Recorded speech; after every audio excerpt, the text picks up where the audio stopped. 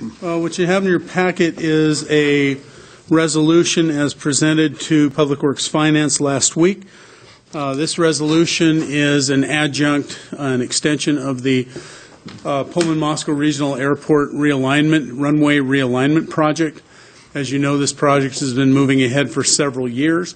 Recently, you've read in the paper that a proposal was given to and accepted by the Regents of Washington State University regarding a property purchase that will occur as part of that project. Tony Bean, the Executive Director of the Pullman-Moscow Regional Airport, is here to give a report. I want to thank Tony as a resident of the city of Pullman, sitting through a couple of pretty long sessions tonight. We appreciate that, your tolerance.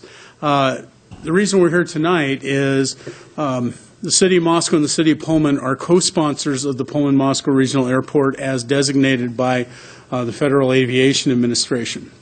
As sponsors, we cooperate with each other in the operation of the Pullman-Moscow Regional Airport Board, which has the management control of the airport and, in fact, employs Tony Bean as Executive Director. One of the things in that agreement, the latest sponsorship agreement and intergovernmental agreement between the City of Moscow and the City of Pullman regarding the airport, is that any purchase, transfer, or sale of property by the airport will be accomplished only with the unanimous consent of both of the sponsors, meaning both the City of Pullman and the City of Moscow. So what you have in your packet is a draft resolution authorizing the City of Pullman as both the fiscal agent for the Pullman-Moscow Regional Airport Board, as well as the entity which will move forward with the purchase on behalf of the airport, and property purchase will be held in the name of the City of Pullman according to the agreement. You have a copy of a resolution on your desk, which we were just able to get to you today.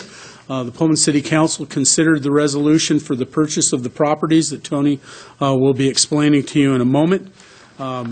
And it is necessary for our City Council also to move forward with a resolution, a like resolution authorizing the City of Pullman to purchase this property with those funds on behalf of the Pullman-Moscow Regional Airport.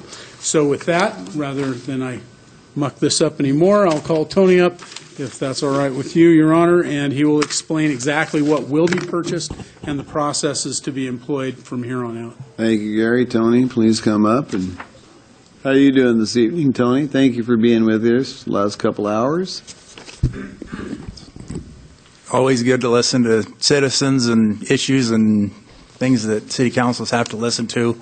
It makes me feel a lot better about some of the issues that we have with the airport, because we're not alone in any of those issues that exist in any other municipal organization. So the picture that you see in front of you is really kind of depicts what kicked off the whole conversation with Washington State University and the purchase of the property, and what the red trapezoid that you see here is known as a runway protection zone. And the FAA, in 2011, we started our environmental process, and they changed the guidance on what could be in a runway protection zone. And the guidance became try to get everything out of it. Instead of these are the things that can be in it, and they changed. They basically said try to get everything out if you're going to change it. And a lot of land use around airports is basically do no more harm.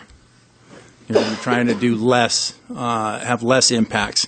The reason that it's protected, why it's called a protection zone, is land in this area, looking at all the studies that we've had with aviation accidents across the country and across the world, that's predominantly where they occur. And so it is there for the protection of people and property on the ground. So the first part we started with was doing a memo on that zone with the FAA and going, okay, well, can we take Terraview Drive out? Well, to do that, you'd have to move this much of a golf course, and moving 2 holes out of a golf course, it's not feasible because you can't move 2, you've got to move 9. And Palouse Ridge Golf Course has awards and other things that if you did change it with the The designer being deceased, if you did change it, you would fundamentally, completely change and not be able to get back the character of the course the way that it is. The other issue that we had was response time from the city of Pullman. We're required to have a response in 15 minutes or less, and to be able to have to route that around. TerraView's direct access to the terminal building, we couldn't meet the response time.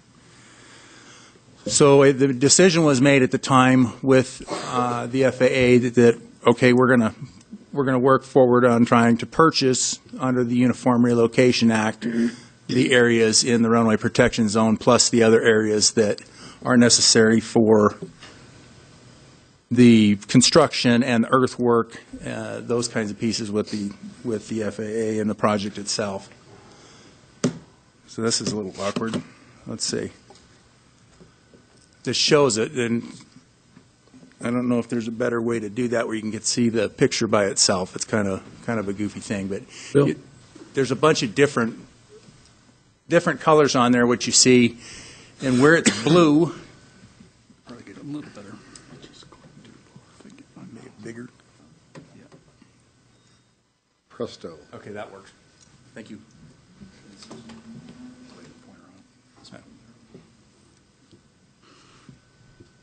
So where you see the blue area, because you can't see the legend, and after doing this for 2.5 years with this particular negotiation, I don't need the legend anymore. The blue area is fee simple acquisition, which is the preferred purchase method of the federal agency that the sponsors undertake full control of that property and try to get fee simple acquisition, meaning that the airport owns it and controls it. So the airport would control the development under the guidelines and requirements of the Federal Aviation Administration. So the portion in the RPZ that is here is fee simple, and then everything that is outside of that is more along the lines of needed for the construction of the runway itself. We're either borrowing earthwork from it, reducing the heights of obstructions that are in it, or building a haul route out of it. The pieces that are in pink are what are known as navigation easements, and they're kind of unique. And it's funny that Rob Parrish is sitting in here because he did one over here, and what basically a navigation easement is we're buying the airspace and development rights to your property. So the property stays in the use of the city, or this case, Washington State University, and the airport dictates what can be built there, what heights, and make sure that we don't have restrictions for those pieces, but we still have controls as required by FAA. So the yellow piece in here is kind of a unique piece. This is a transfer of land. There was a corridor that was supposed to be the bypass for the city of Pullman, and the corridor went right here. And it was called SR 276. It was the full access rights, and the property were purchased by the state in the 70s, but it wasn't on anybody's plans to build the right-of-way. The city of Pullman didn't support it. It wasn't supported by the university. It wasn't supported by the county, and it was extremely expensive to build. So what happened with that was we went to the state highway department, said, if you're not going to build this in any plans, and it can't be in this area, can we purchase this? And the state agreed that we could purchase it. So we purchased the corridor, but this little piece right here has a very unique,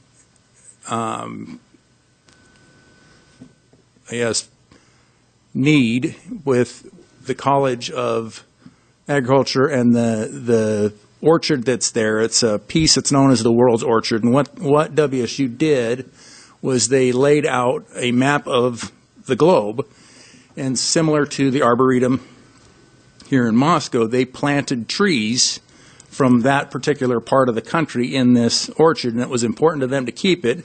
We needed it for a haul route, so the agreement was made, okay, well, we'll do this if you'll trade a haul route to go around. And that's what that depicts.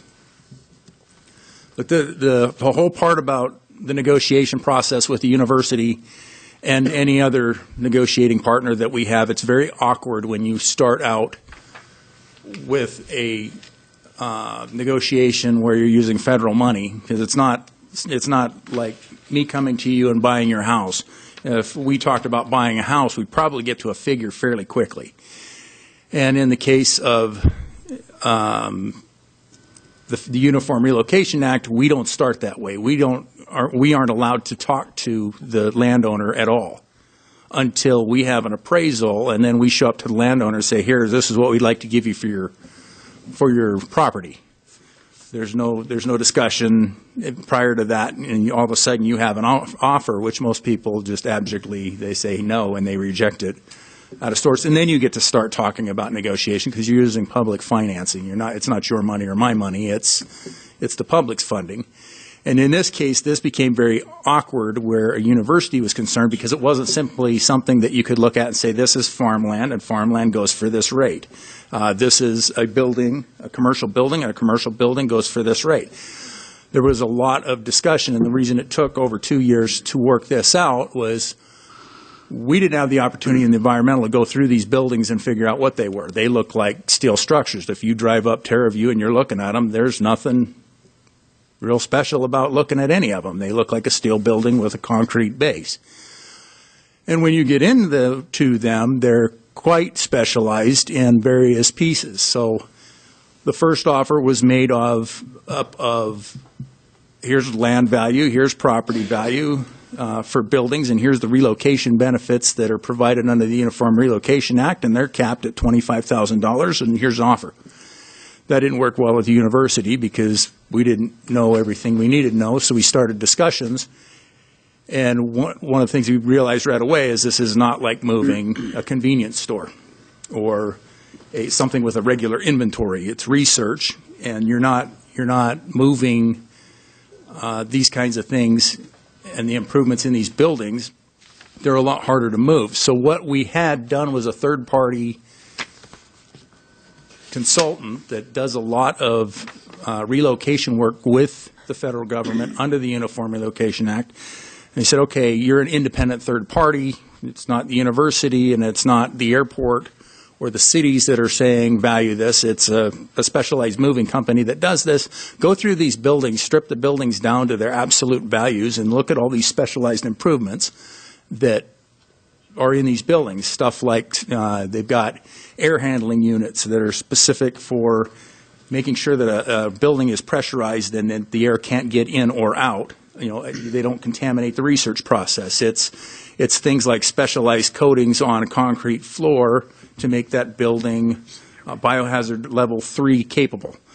It's different lift structures or different things that are in these buildings that you would not find anywhere else. They don't exist in any other realm or field, and they do exist in the research world.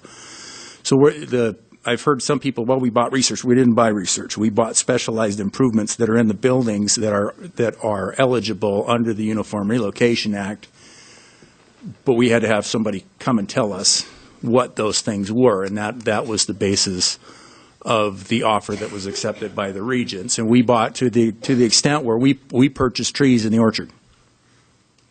What is that worth? What does it cost to transplant a tree?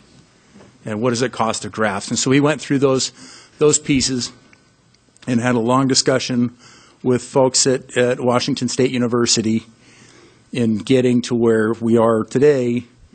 But we looked for legal guidance or precedent or anything that we could find where the Federal Aviation Administration had purchased research.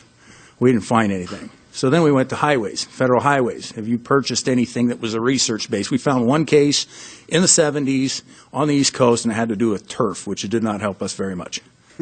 So this is unique. It's not done. There's nothing that the FAA didn't have anything that they could hand us and say, you know, here's a guideline to try to figure this one out after we've already been through purchasing a building and purchasing various pieces of land, the university itself. And the uses with the research structures in those buildings are quite unique. With that said, that's kind of the basic nutshell of moving forward. I'll take questions because I'm sure there are. Well, Jim, this was spoke about in Public Works and Finance last Monday. Right. Tony gave the same presentation, and the reason I wanted it on the regular agenda is because I thought everybody on the council should be aware of this land acquisition thing, because it is kind of freaky looking with the different shapes and colors, and I wanted everybody to have an understanding because they're probably going to get questions from people around town about it. One thing I will say, that one blue looks like an almost upside down Idaho. Yep. If you look at it. Very close. It's one of the things. If you squint really, really hard, yeah. So I just thought I'd throw that out there. Art. So now that we're thinking about acquiring this, what happens to the buildings? Okay, so here's what's happening moving forward. The City of Pullman passed their resolution on the 26th, which was last Tuesday. And one of the conditions that we have to try to figure out is how are we going to construct and relocate research at the same time? Because what the regents agreed to was on our end accepting the offer, and on their end taking the offer and converting it into funds to relocate the buildings that are in here. And the buildings, a lot of the buildings that are in there are going to be demolished with the project. And it may take us some time to get through that, but we've got at least 1 year of working with the university to balance the research need with the construction timeline. And so there's going to be a lot of coordination that would not normally happen with another entity that we're going to have to really work hard to try to figure out, okay, and we've asked a lot of questions of the university and the research, what are the standards? How many decibels? How much vibration? What constitutes a change in your research that you can't document or try to objectify in some means? And so there's a lot of work that's going to be done with the various units, but the biggest pieces that are in here, you know, the research, that's the teaching that happens at the Tukey Orchard, that's not very sensitive to anything as far as construction impact, as long as the things get moved. But there's animal research that happens down there with both USDA and animal sciences with Washington State University that does require a lot of coordination and how do they move those animals, because they're long-term research projects, and some of them they're 20-year research and they're in year 8 or they're in year 12, and we don't want to be breaking that up. So we're understanding from the university's point, but our point is, okay, help us help you and try to educate us and help us figure out what an impact is and what it isn't, so we can responsibly move forward with our construction date. Because we have what is known as a publication date with the FAA now, and that is the date that the runway is open and that approach procedures are in and a pilot can land on a new runway. That date's 10/10 of 2019. To slide that date would jeopardize our project, but it affects projects all over the country because of the amount of grant funding that this project is pulling in, and all of a sudden FAA has a whole bunch of discretionary money, and not that they don't have problems as it is right now with funding, with Congress doing 6-month extensions and things like that. It's problematic. So we're working with them to figure that out, but a lot of those buildings that are in there will be removed with project, and the light lane that you see, the strobe lights, it's called a Mauser is what it's called, but that goes right down the middle of this. It lines up with the runway. So one pole's going to end up in the middle of one of the parking lots, one of them ends up next to TerraView, and we're working out the details with the FAA on the design of that right now. So they gradually sort of fade away. Walton? Tony, in the trapezoid, is there any dirt movement in that, or just getting the buildings and the research out? There's going to be earthwork all the way up to the back of the buildings. So this will all be changed. The agreement before us, like the Pullman agreement, doesn't have any timelines in it. It just says we'll do the deal. Correct. Okay. Okay, other questions for Tony? What action would the council like? Jim? Mr. Mayor, I would move that we approve the attached resolution. I second it. Okay, we got a motion by Jim and a second by Art to go ahead and approve the attached resolution concerning the Pullman Moscow Airport property acquisition and transfer. I'll start the roll. John? Aye. Aye. Aye. Aye. Aye.